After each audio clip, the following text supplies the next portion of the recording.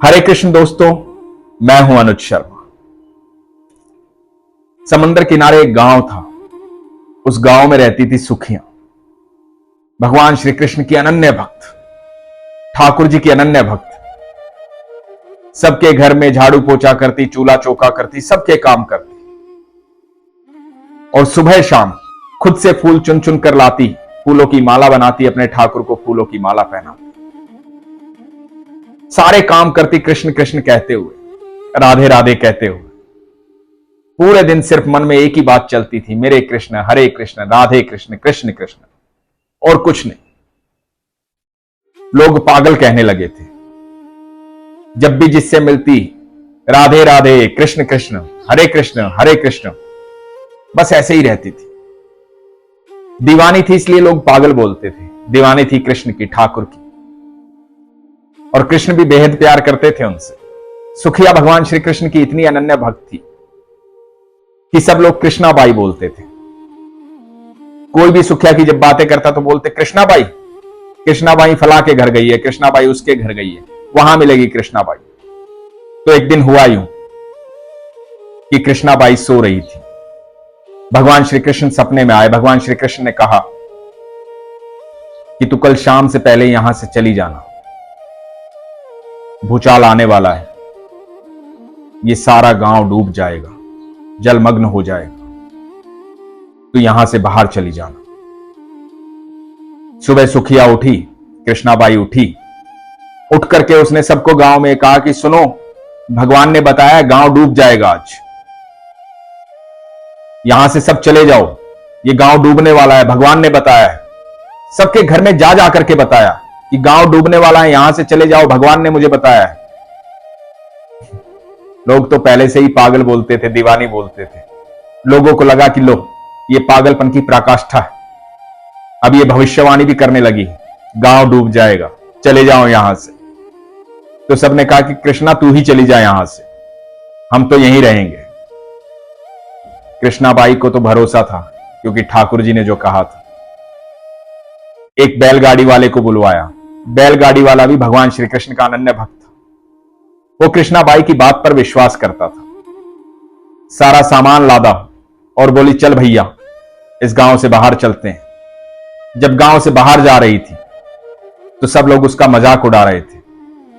सब कह रहे थे पागल हो गई है, कहां जाएगी गांव छोड़ करके, तेरी मर्जी, जा तू चली जा, हम तो यहीं रहेंगे, देखते हैं गांव डूबेगा कि नहीं डूबेगा।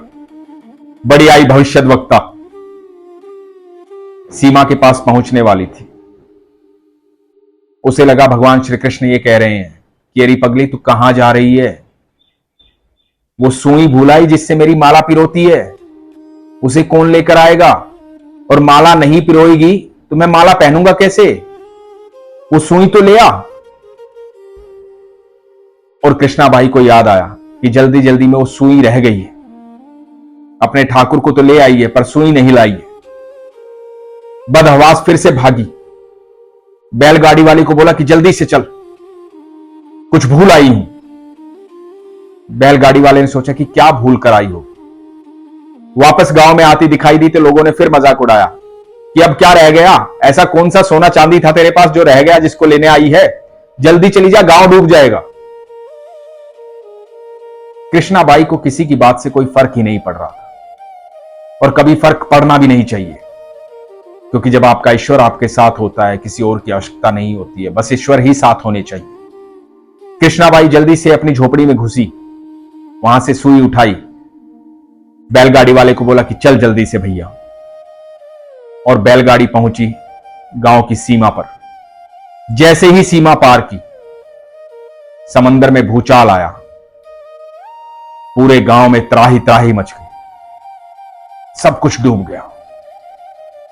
ये कृष्णाबाई देख रही थी और बैलगाड़ी वाला देख रहा था। भगवान की इतनी प्यारी भक्त थी।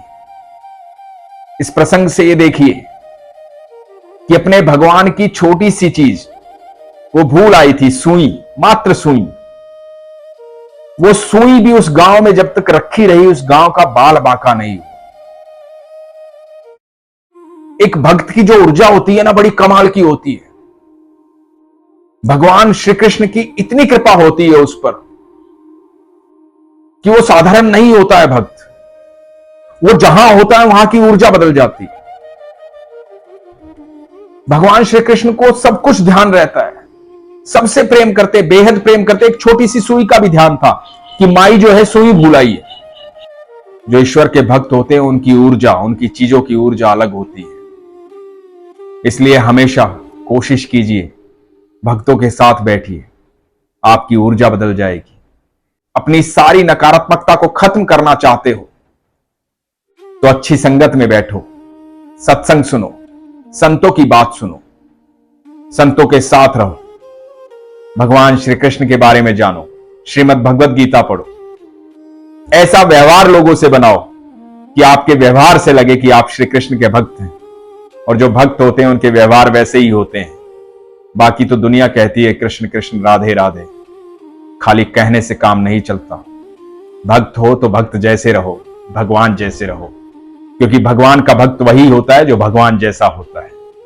अपने पिता से यदि आपके गुण नहीं मिलते तो आप पिता के पुत्र नहीं हैं। और यदि आप कृष्ण के पुत्र होना चाहते हैं, राधा रानी के पुत्र होना चाहते हैं, उनके भक्त होना चाहते हैं, तो आपके अंदर वो गुण दिखने चाहिए। और वो गुण आएंगे अच्छे संतों के साथ बैठकर, सत्संग सुनकर, अच्छा साहित्य पढ़कर। आपकी ऊर्जा बदल जाएगी। अपनी ऊर्जा बदलिए, विश्वास रखिए। इसलिए हमेशा कहता हूं, अपने विश्वास को मजबूत रखिए, अपना ख्याल रखिए। हरे कृष्ण।